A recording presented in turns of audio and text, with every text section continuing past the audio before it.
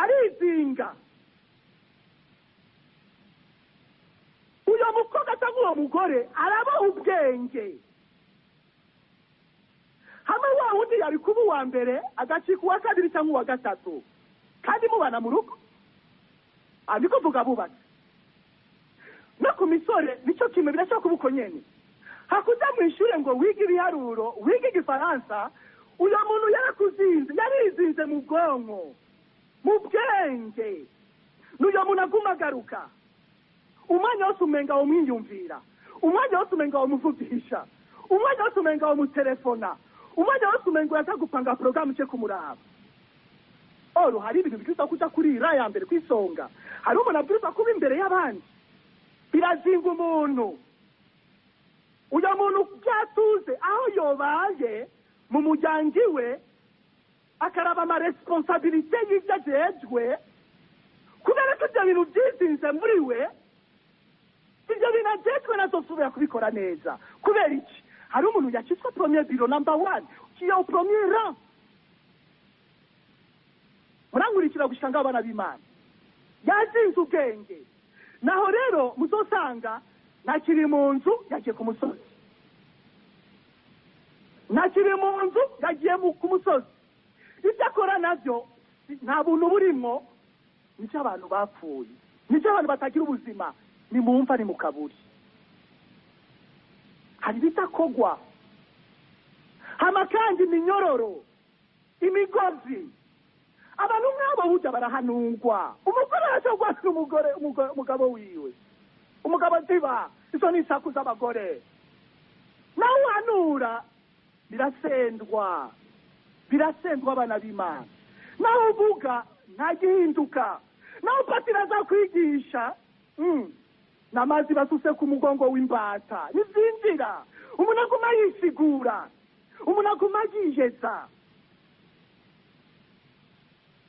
mukabaguma yisigikira ngo gushika basi abavuga ati none ko ntarafatwa reka ngume muri ibyo bintu bana b'Imana ibyo ni ibintu bizinga umuntu nanza ako karorero kamwe gashobora kumurikira n'ibindi bintu turashaka kugenderwa kandi n'umutima mubi w'inzoga kuko ndi icupa ukunda icupa gusumba Imana birabaho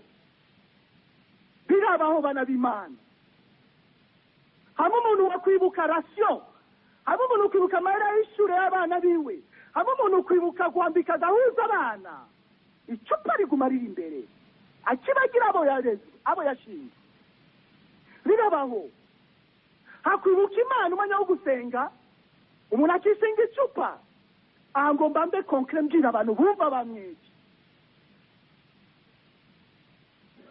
naranyoye inzoga ndazizi kandi sinazinyoye gusa narazikotomera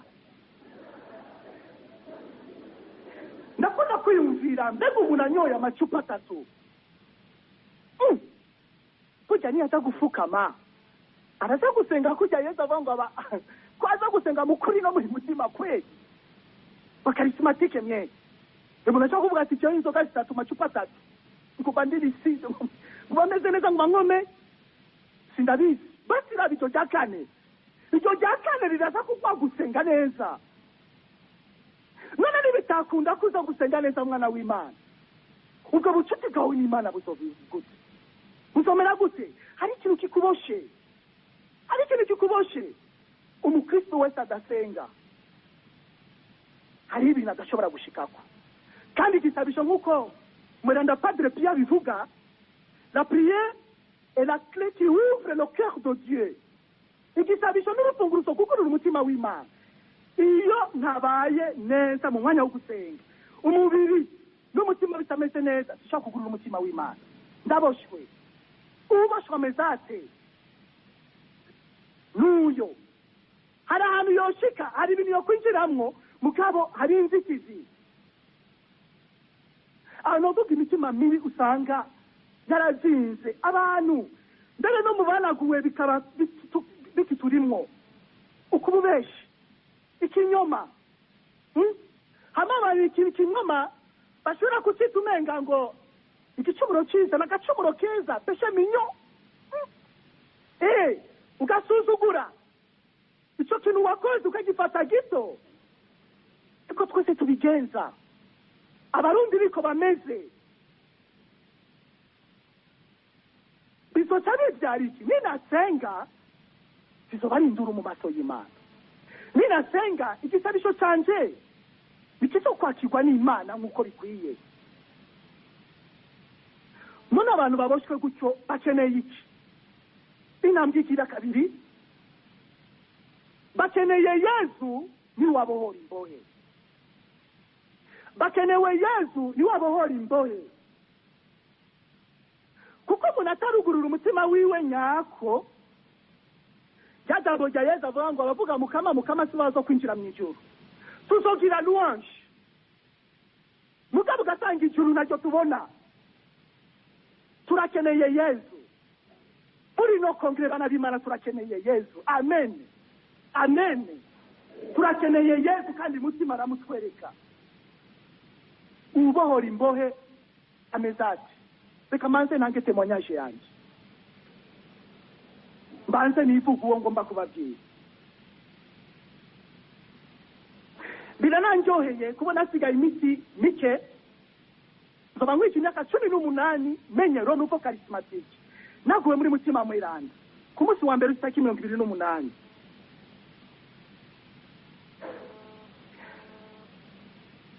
Ndi umwana agira 6 muhira, mbana indwi. Narabatijwe. Kandi bya bindi bavuga ngo ribatisimu twirondere. Kuko papa na mama bari bubatse Kristo. Mu nyuma uyu muntu Yesu ngomba mvukiye naramutangariye gushika uno munsi ahazondungika nzogenda nyagisiza byiwe. Jarananiye ukuntu yoba sisimu nahawe ngo ndayigumye. Jarananiye ukuntu ofati yoba sisimu ngo ndayigumye. Ndanakomeza muri mutima mweranda. Mugabo nasenga kangara.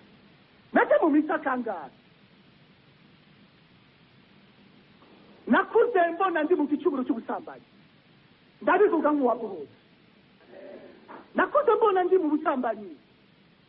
Nakuze mbona ndi mu gicuburo cyo kwisambanya. Na kintu nabona muhira ngo zintwari. Nariba. Kaminuza mushima ko ari ibintu byanyutse byaninjiyemwo. Ndazi no munsi nigeze gufungwa. Twese muduga n'undi muntu twabana muri quartier. Aho rero narabatijwe. Aho rero nararaganiye, narakomeje muri mutima mweranda. Mba mu bintu nk'ivyo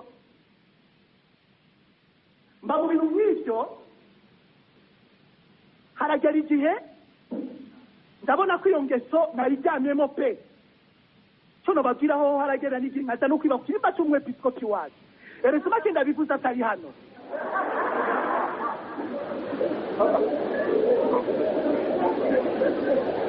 Naragumura abajene tw'abana tugafata urugendo.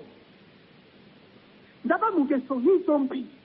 Ibyo nari nababwiyeho by'inzoga. Naragotomera. Nabamwishira hamwe yitwa Abami. Ni ukuvuga Association de Buveurs de la Vanguardie. Ishyirahamwe ry'abanywa inzoga mu gitondo. Kuko utangiye kunywa inzoga mu gitondo birinda rirenga unywa. Aho twakura amahera twari yaranje. Nta nzoga twabura. Cyarazira ko umunsi urengana nyoye icupa. Cyarazira niyo byashyize nkabura. Nariruka ku idepo nkagura icupa rikanye. Ngaca somera kugira numve mu mutwe ko nanyoye inzoga. Uyo munsi ko nanyoye inzoga. Muri 1999 turiko turategurwa kunagurwa muri mutima mweranda. Niyo nabona Yesu. Ndamubona nk'Imana nziza. Ndamubona nk'Imana ije kuntabara. Imana kandi iri simple. Ntabihanitse. Yasaze. Naramukundiye gushika uno munsi. kuva icyo gihe inzoga naciye mpagarika ko zari zaramishe, sinshake kubabuza inzoga oya, mugabo ukabona zo kuzinga zihoze. Sinasubiye kuja muri ubwo buhumbu cyangwa icyo cyo kwisambanya oya, naciye ngira stop, ndavuga ni oui à Dieu non péché, oui à Dieu non péché. N'ingeso mbi cyane cyane izo z'ubuhumbu kugira ngo zizimangane neza, haragera igihe nkafata inkoni ndiko ndasenga kugira ngo mbabaze umubiri ndawwereke ko nababamiye, nawe umubiri wanjye utakiri wasekibi wigaruriwe n'Imana. Narishishura nikubita inkoni ku maguru kugira ngo izo desire mbi, izo byifuzo bibi bimvemwo. Inema y'Imana iranza ko Imana irashoboza, ndagendana n'Imana, ndasubira ndaba umuntu. Aho papa yahora anyugarana kubera ububandi narimo, umunsi yamenye ko nahuye na Yesu yaciye adeklara, arasora itangazo, kuva uno munsi bazora bugara irembo ashitse, gushika uno munsi bugara irembo shitse.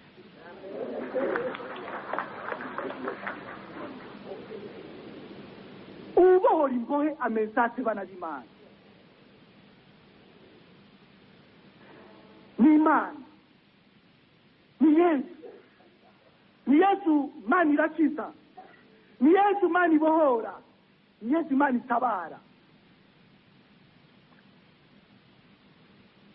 Ubuntu bw'Imana burangukira muri uko kudusangiza kamere yayo biciye kuri Yesu Kristo umwana wayo, kandi mu bubasha bwa mutima.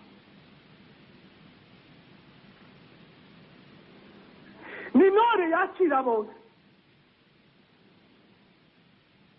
Jewe yaranyakiriye nk'uko no muntu twumvise ukuntu yakiriwe. Nasangariye cyane ukuntu Yesu yabikoze, kandi runo munsi akibandanya abikora. Uyu muntu yapfuye kubona Yesu, mbabona Yesu akiri kure, acariruka akubita inkoro hasi imbere yiwe, nyamashinga atarasemerera n'ijwi rirenga, mbega dufikiga Yesu umwana w'Imana rudasumba. Turagutakambiye kubw'ikigongwe cy'Imana, turagutakambiye kubw'Imana, ntutudurumbanye. Nako Yesu yari yabwiye mwamashingamye se muri uwo muntu. Araheza arayababaza ati, nitwa ngwiki? Nyamashinga nayo ati, izina ryacu ni Gitero kuko turi benshi. Araheza aramutakambira ashimitse ngo ntayakure muri iyo ntara.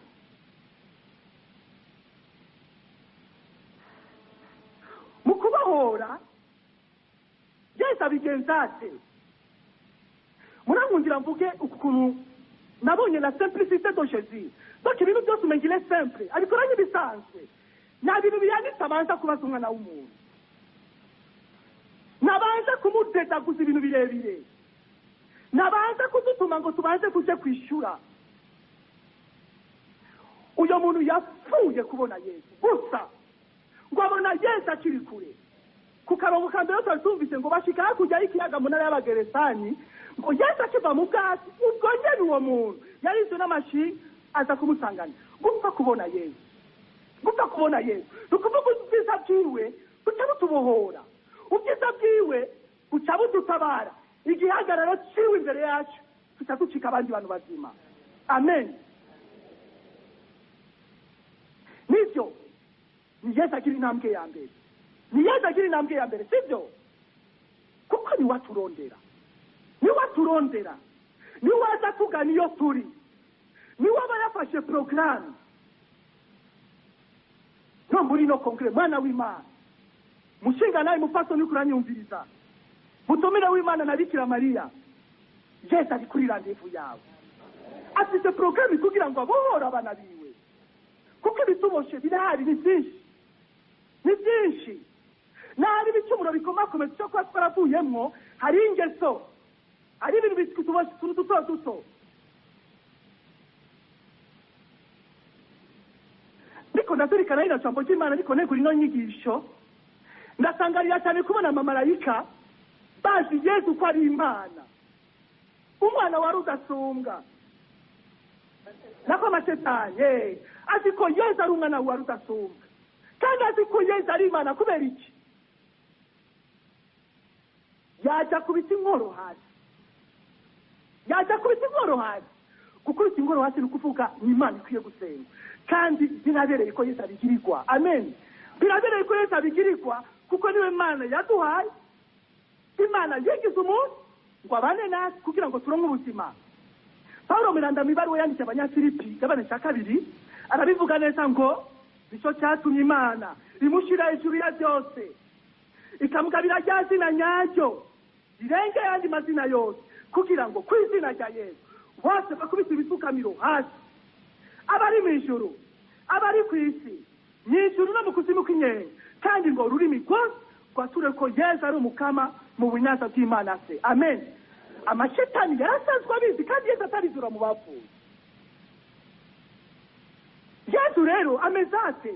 Ni imana yuzuye umpuhwe, ni imana yuzuye ikigongwe, ni imana yuzuye urukundo. Yaje kubera iki?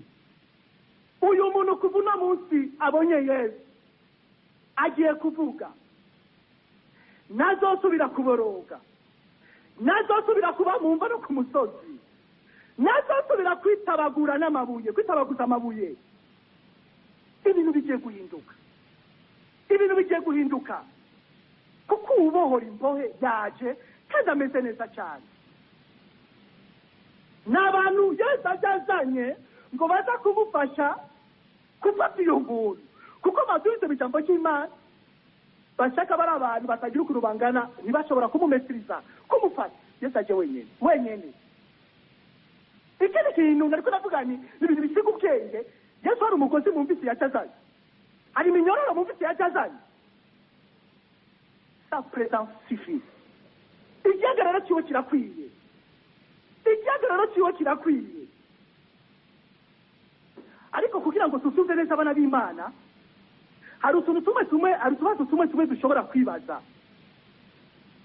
Mbega kubera iki Yesu yabanje kubaza umuntu amashetani nako ngo muri bande, mwitwa bande?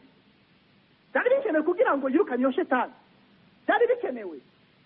Turasa kumva ibyo ari byo cyane. Hariyo n'andi twumvise munsi, banyene za ngurube harageze igihe barirukana Yesu. Bamwirukaniye iki? Ikindi kibazo, kubera iki ayo mashetani yasabye Yesu ngo azirungike mu ngurube? Nutubazo tumwe dushobora kudufasha kugira ngo twumve neza ino nyigisho. Kubera iki Yesu yabajije izina? Yesu yashatse ikintu gikurikira. Yagomba twigishe, yagomba yigishe aba bantu, hari abantu bari, kuko uno muntu yari ku musozi yabakumva, bumvise banyene ingurube, kandi zari ingurube zirenga 2,000, zirakoze ziregewe n'umuntu umwe cyangwa abantu 2. Ntawuzi kuruza abantu bari baje ku bangana. Ariko cyane cyane Yesu yagomba kutwigisha iki? Igikorwa agomba kore bigisanzwe, agomba twereke ububasha bwa Sekibi, ayo mashinga, ayo mashetani yari yarazinze uyo muntu, ukuntu bitari ibintu bisanzwe. Hama Yesu aninaze izina ryo n'ubukuru bwiwe Imana se yamuhaye. Nicyo cyonyine, kuko kuvuga ngo gitero bisigura iki? Mu Gifaransa c'est légion.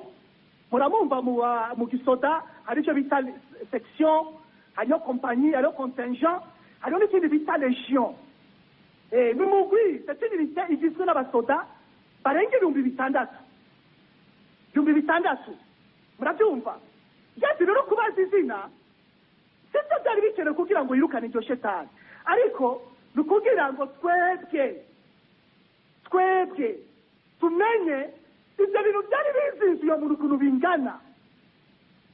Tumenye ibyo bintu byari bizinze iyo muntu bingana, uko bingana. Abo bantu amashetani yari yishe iyo muntu gushika n'atakiba muhira, gushika n'umubiri atakiwubabaye. Igikorwa cya Yesu kize gisiga ubwenge, kuko mwabyumvise turi gitero. Naho bisobora amashetani ashika 6,000, ni uko yabara amashetani arenga 6,000. Mu ijambo rimwe umwanditsi yabivuze neza, kuko turi benshi. nitwa gitero kuko turi benshi. Ngibyo bintu byari bizinze umuntu. N'umuntu arashobora kuzingwa n'ibintu byinshi. Uko biba byinshi niko bimusinzikaza. Uko biba byinshi niko bimwaka ubuntu. Uko biba byinshi niko atateka soba sinavugira. Akandi kabazo na kubera iki zamusabye kurungikwa mu ngurube. Ingurube ku Bayahudi cyari igitungwa giteye ishishi. Kandi umuntu ariko arabizirikana neza nko mu gitabo cya Bene Levi kigabane cya 11 akarongo k'indwi gushika ku 8 karashaka gutuma kwiyumvira ko abo bantu baragira izo ngurube s'Abayahudi barashaka ko barabanyamahanga. Handitse ngo ingurube kuko ifite ikinono gisatuye kandi kiyese ariko niyuze kuri mwege irahumanye. Nimuzorya inyama zayo kandi nimuzokore ku mibyimba yabyo kuko kuri mwege birahumanye. Murakurikira uyo n'umukama yavuze mu gitabo cya Bene Levi 11 akarongo k'indwi gushika 5 11 akarongo k'indwi gushika 8 kigabane cya 11 mutamuva icyo gitungwa kirabereye ko ayo mashetana yeza yarungika muri icyo bitungwa sivyo cyarahumanye. Akandi kabazo aba bantu babwiye Yesu ngo tuvireho kubera iki?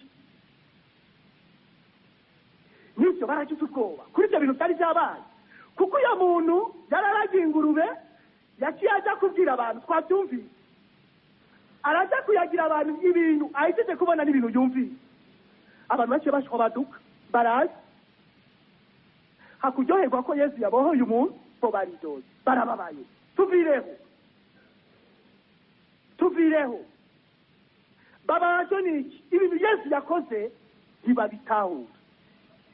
Ibintu Yesu yaranguye birabasiga. Igisumba ikindi izo ngurube zabo 2,000 zagiye. Izo ngurube 2,000 zagiye gusomanura mu kiyaga. Nagerageje kuzivunja ingurube uno munsi Bujumbura yashaka kubikuguyumba 300. Kigurube kizima gikomeye 300 arashaka kubarenga. Ibaza ingurube 2,000. Cyazi miliyoni 600 y'amayira y'amarundi. Ingurube bakwirira inyama, ingurube bakwidandarije. Yesu arashimye ko zinjirwamo abashetani kuko zarahumanye.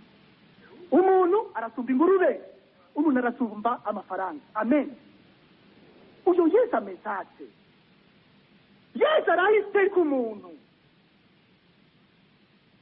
Ashaka ko umuntu abohoka.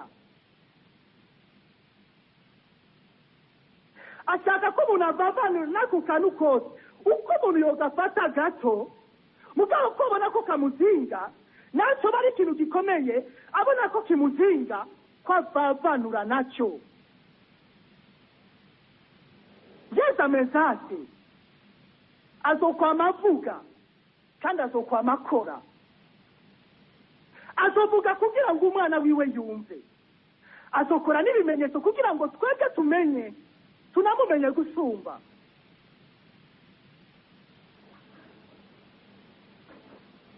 Uyo muntu ameza atyo rero birakwiye ko twifata nkawe, birakwiye ko twigenza nkawe, birakwiye ko tumushingira inaye. Amen. Amen. Nagoma ngire témoignage jewe kuva naguwe muri mutima mweranda gushika uno munsi ndiko ndabivuga kandi ndabitangaje Yesu Yesu anyumva. Naramwemereye ko igicumuro cyose giteguwe ntazopfa ndagikoze. Igicumuro nateguye murakurikira ari umuntu ashaka gucumura kwera amagara make yiwe, amagara make kandi amagara make bukebuke Yesu aratububohora. Maze imisi ndiko ndarondera permis de conduire iyi biometrique abatumva ivyo ari byo ni perimi nshasha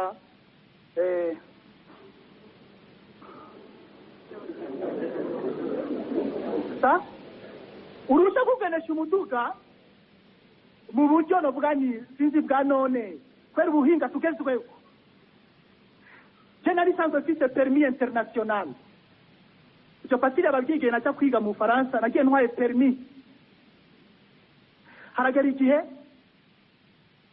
nyo nakoresheje kupangira inga gushika ile expire ite garanti nacho na garanti ni kirundi gushika igihe mu minsi yahera ndagenda kurondera permis rero kugira ngo bane iyo y'uburyo bugezweho. Ndaca kurongora pese arandagira nja kwitora kuko iyo wanje nari nayisizeho bama y'igihugu iyo ntwara mu mahanga. Nari maze ngira ukwezi mugabo ntatonda imisi yose ariko kundwa ingenda rimwe kabiri gatatu. Uwo bamaye ngo abima yambwiye ngo ikibazo cyawe turagitahura mugabo ni favere tuzokugirira. Bavuze favere ikintu gisigura murabyumva.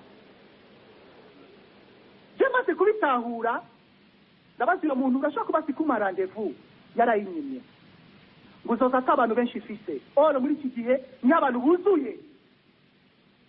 Ndatonda niyandikisha mu bantu bane ba mbere bashaki mugabo ndamubona sindamufata. Biraba rimwe kabiri gatatu gushika imbere ko tuza muri congrès kuko murabona ukwezi k'umunani kuza gusigaje imisi ngahe. Mbanye ukuntu nguma ndiko ndahangayika gutyo nafashe ingingo nti kubera ko nemereye ko atagiturire nshobora gupfa nanjye. Abantu bamaye telefone ugura mu telefone z'umusange muhira nagiye nicyo kintu cyo kuri je naco gisigura ngo musanga ku kazi. Nafashe ingingo nti jewe ako ubucuti bwahenda je na Yezu bumera nabi ndemeye nzosubira kwiga nje mu ishure nige hamanze ngira ikibazo nce permis urusha kugendesha imodoka kugira ngo niha amahoro. Nifata iyo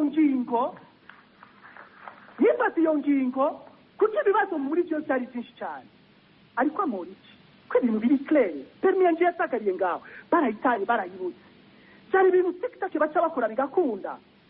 Nifata iyo ngingo abo nabigena nabwiye ni numva mfite inguvu kubera iyo ngingo mejeje gufata. Uko niko jewe nimereye ndawugira ko témoignage kubera uyu Yesu wanje namenye uko namusanze nasanze ari umuntu mwiza kubera ibintu nahozemwo mbaka umusozi mbamumva nanje atansabye bihanitse ndamwemereye kuzogendera mu kuri. Naronse umufuka nkiri kumwe mu byo kuri Nazimana arandongera akazi arama telefone ngo vugane n'umuyobozi ndiko ndavugana nawe yaje kutegura byose yambajije byose mfite nivi yahe amubwira uratwara umuduga yego arambwira n'umushahara arambwira ko nzohembwa 800 barambwira ko bazo mu muduga. Umutima ndavuga nti abo byahuranye hari muri Karema duhejeje ariko umunsi wa gatanu umunsi wanje w'amafungo nari nafashe mvuga nti uno munsi nza kwirigwana n'Imana. Ndanuvuye umuduga turi kuma muri Renouveau arama iyo nkuru nziza kandi akazi nari ndagakeneye ko gushikura munsi n'akazi mfise. Tabyanyi mukama uragatangaza vraiment uranyibutse enfin. Uyo mubozi rero tuje kuganira mbaki ibintu byose atambwira ngo sasa ruze kunzanira idosiye. Nanje yamiri press yamiteguye mugabe igihe twakoze ko turaganira ku telefone yambajije ngo none nakani yakuvye ikintu namusabye. Mbwa tice nacyo yambwiye ndamubajije iyo muntu kuko turi kumwe muri Ronuvo je ndi berger wiwe ambwira ngo berger ufati yansavye ngura muronderera agacupa k'umuvinyu mugabo si icupa ry'umuvinyu ndamubaza nurashaka kumfoborera neza ashaka iki mu bisanzwe ambwira ngo berger kubera ijya poste kubera n'akazi keza kandi nibi Jeno sino kubesha vraiment shimye kwikukira neza yasavye ngo muronderere nk'uduhumbi amajana 5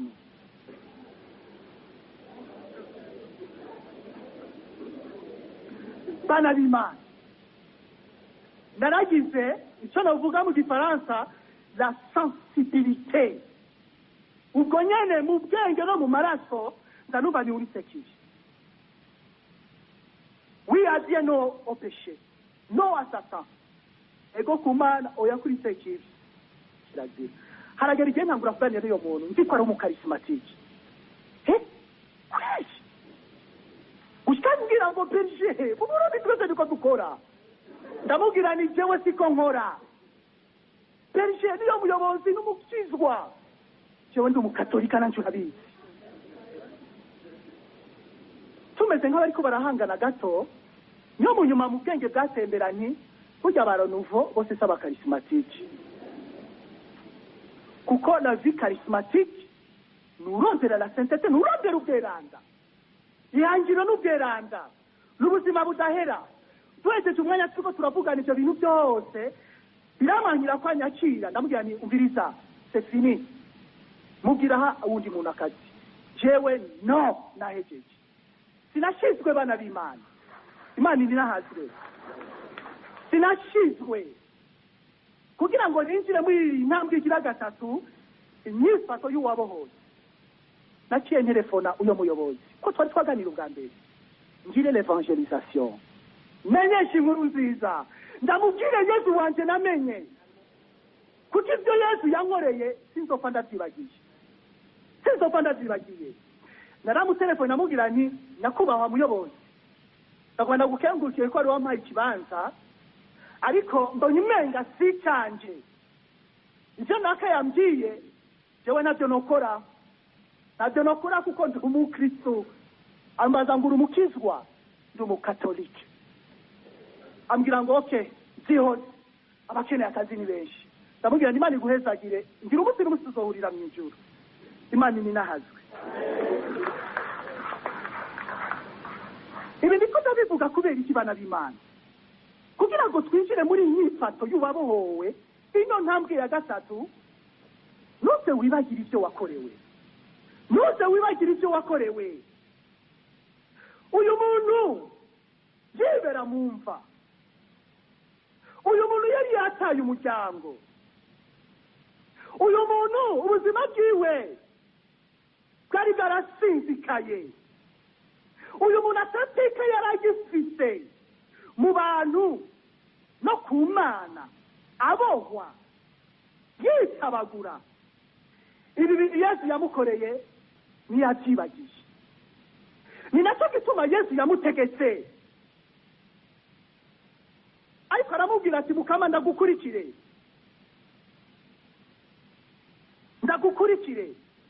Yesu arafite igituma atabinyemereye Yesu yamubwira ati genda reka tubisome neza musubire mu byumve akarongo ka 19 we yamara ntiyabimyemerera ariko amubwira ati genda imuhira genda mu biwanyu uheze biganire ibyo Mukama yakugiriye uko bingana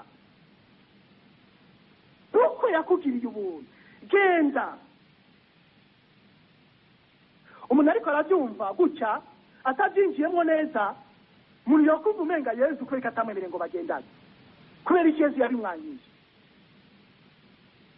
mu karismatike we uri kuranyumviriza uno munsi Yesu aragutuma genda Yesu yasinye ko umuntu agenda kuyagira ibyo byiza gute atuka ibintu yamukorera n'ibintu bisiga ubwenge byari bikeneye ko abantu babimenya iyi dekapoli batangwenda idekapoli dekapoli ni ukuvuga ni umugwi w'intara 10 ibisagara 10 nako niho yaciye atangurira. Birakenewe genda uyage uyo muntu yakubohora. Ariko iyo muntu aha nibatubwira imyaka yari amaze ari aho hantu bana b'Imana ari muri ubwo buzima bubabaje buteye agahinda, ubuzima buruhije. Genda nico Yesu yashimye kandi nico cyo ndabagarukana umunsi w'abatisi. Iyo tubatijwe umuntu akiyapfa ubwo nyene ni mu ijuru. Twese turabizi sibyo? Ni mibazi yo Yesu yo cyabishaka. Inyuma y'abatisimu fa utaje. Urahejeye kubatizwa uciye upfa kandi twese twoja mu ijuru. Sibyo? Sibyo? Hari watubwiye ko n'abakera kenshi bakunda ngo babatizwe bakuze kuko bazirikana bagaheza kubatizwa bazobasigaje imyaka mikenya batabizugira mu ijuru. Nukuvuga turonse ubuzima bushasha, ubuzima bwiza gose. Nta gicumuro uyu muntu agize kuboho yokurikiye Yesu. Niba uko n'uwabatijwe yoshika agakurikira Yesu mu ijuru agaca mukamira Imana ikishakije. Iyi batisimu yigendere. Ubuzima bushasha urose bugendere. Genda uyagira abantu ibyiza Yesu yagukoreye. Ndashobora kuba naragiye n'uno munsi Yesu arasubira ndungike. Nawe urashobora kuba waragiye uno munsi Yesu arasubira kurungike. Mbega ugenda he bana b'Imana? Ndagomba nyagira bumva ngo ni ya mission d'évangélisation twamakujamo kumenyesha inkuru nziza. Bijya nivyo ariko birafite aho biyera. Genda banza ugende muri wewe, injira muri wewe mwana w'Imana. Nambuzi ko ari ikintu Yesu yagukoreye kandi nubanze kwiyumvira ibintu bihanitse. Shakurabire ku buzima ufite uno munsi izi mwemu turiko turahema. Tembereza ubwenge, tembereza Yesu, nyinjize muri wewe. Genda injiremwo kuko uyu muntu yari yumviriye imyaka namaze mba mu gahinga, imyaka namaze mba mu kaburi, imyaka namaze mbana n'abapfuye, imyaka namaze ndi mu mitima mibi, imyaka namaze ndiko nditabagura. Arinjiramwo. Genda amaso yawe uyahe discipline, akanwa kawe ugahe discipline, ivyumviro vyawe bihe discipline. Discipline mu Kirundi ni discipline. Ni ngendo nziza, ni nyifato nziza.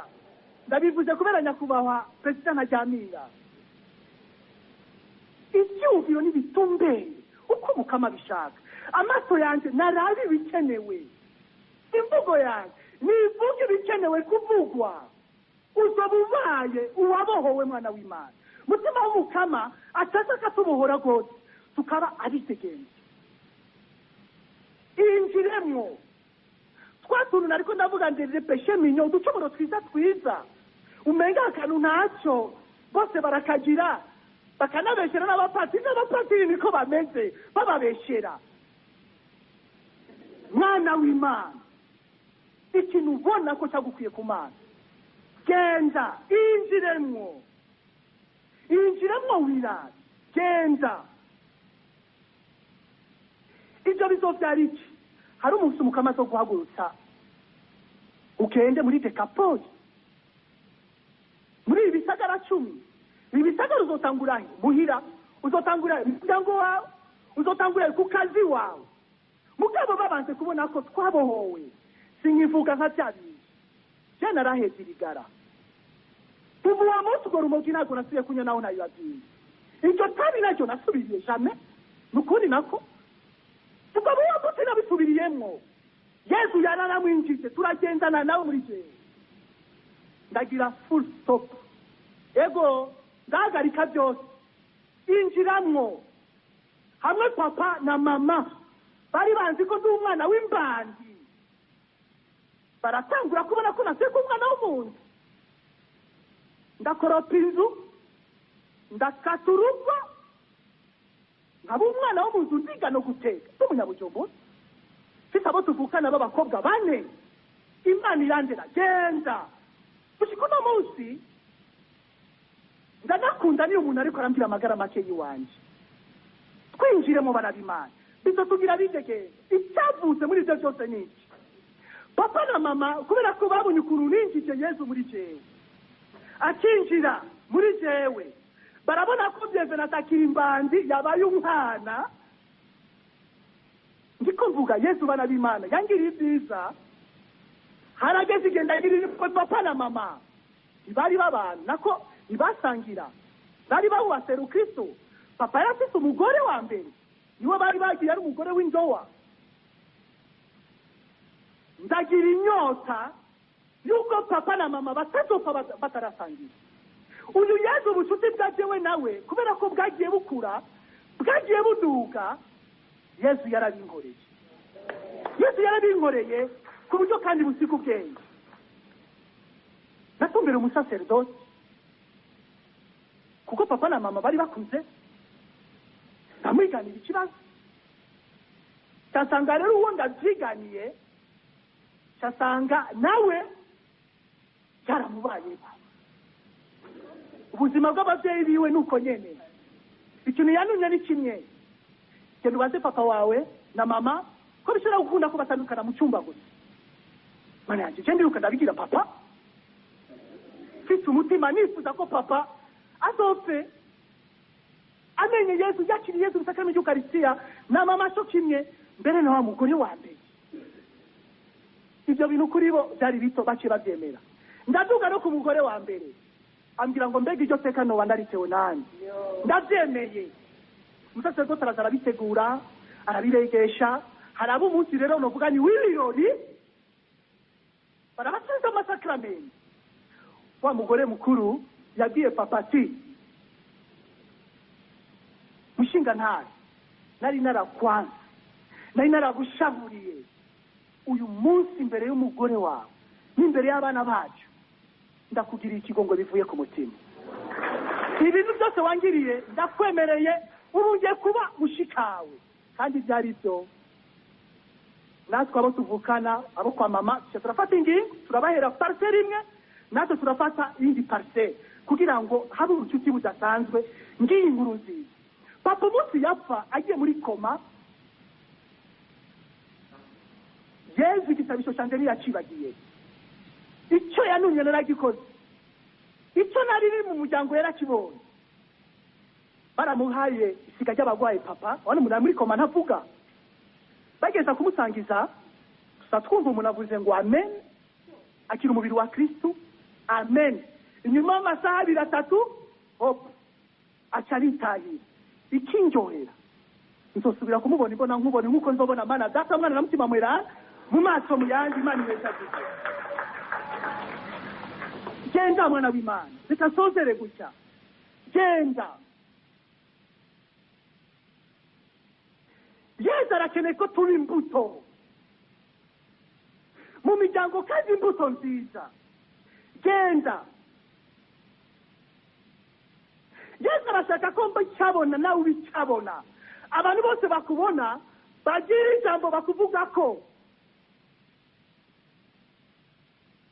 uko ibyo abantu bavuga ko abahinga muri psychology babivuga 80% buja nivyo ibyo abantu bavuga 80% nivyo ukumva bariko baravuga ikintu ndakiriya kuri wewe ego byemere ibice 80% byo bari byo namba muri wowe wumva uri mukuri mana izogushingira intare mukaba tembera muri wewe injiremwo bavuga ujya n'umukarismatike bavuga ujya yaranagwe mu mutima mweranda bavuga ujya bahezagira Imana kubera kuri imbuto genda kandi kubera iki abantu baze kwa Yesu bana b'Imana abantu baze Yesu yaragiye Yesu yaruriye mu ijuru ubu turi kumwe na mutima igikorwa cya mutima ni kugira ngo aninahaje Yesu muri bande muri twebwe ataba banaguye gusa tumere nka wa mugore wa Munyasamariyakazi amaze guhura na Yesu yarirutse ngo nimuze muraba umuntu yambyize nakoze byose niyo bariwe Kristo genda kandi bakibashobaduka baraje bariruka mu nkuru nziza kwa Yohani gabane cyaka naho biri akarongo ka 40 gushika 41 handitse amajambo ngo aho abanyasamariya bamaze kumwegera naho baramwinginga ngo agume iwabo. Uyo ni Yesu ngo agume iwabo. Araheza hamara iminsi 2. Noneho abamwemera baca baragwira kuko biyumvira ijambo ryiwe, maze babwira wa mugore bati ubuho ibyo watubwiye si ibyo gusa bitumye twemera ubwacu, twamwiyumviye none twemeye ko by'ukuri ari we mukiza w'isi. Aleluya. Natwe nuko tubwirizwa kubigenza. Abantu nibumve ngo urakaninahazwa mukama, wewe muzima hagati yacu urakaninahazwa mukama Yesu, ibyo ntibikwiye. Abantu nibaze baronke ubuzima, abantu nibaze kwa Yesu banywe bafungure atakiguzi batanze kandi bagende bishongora Yesu wabo. Amen. Aleluya. Uko no gushingira inaye n'indi dimension, nurundi rugero nicyo mukama dushaka ko muri uno mwanya, nurundi rugero. Uyu muntu uko yatanguriye kuri uyu musozi amaze guhura na Yesu, ubwenge bukagaruka, akabona ntakiri wa wundi, ubu aravuga atobora, arafite uwabwira akamwumva. Najewe na wewe ikongre niyahera tuzova ku musozi dusubire mu kiyayi, dusubire iyo twaje tuva. None mu karismatiki wowe uzotahana iki? Uzomanuka niki? Ibi niko ndabivuga kubera jewe ubwanje ndafite ikintu nabwiye Yesu muri no kongre. Ndashaka ngira ikintu uzomanukana ibujumbura, ndashaka ngira ikindi kintu nyungura.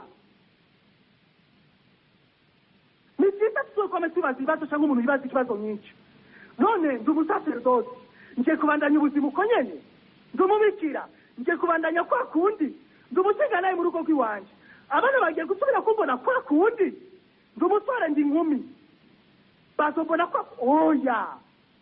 Tugende dutere ibibazo abantu babona kandi gahuzu twambaye gashasha. Amen. Bibaze mbega bite kutwenga, bibaze ibibazo kubera iki? Kumenga urakeye, kusa neza. Tuze tubabwire ni wa muntu yitwa Yesu, ni wa mwana wa rudasumbwa. Twarahuye nawe muri kongre. Imana ihezagirwe, Imana ihezagirwe bana b'Imana, Imana ihezagirwe. Ngoma ndakwifuriza icyanyuma, tugira agacerere, ndakwifuriza urugendo rwiza, ndakwifuriza urugendo rwiza. Tugomba kugira urugendo na Yesu, tugomba kugira urugendo na Yesu, kandi ndakwifuriza urugendo rwiza kandi rweranda. Iri jambo Yesu yabwiye uyu muntu ariko na amashetani ngo va muri uyo muntu.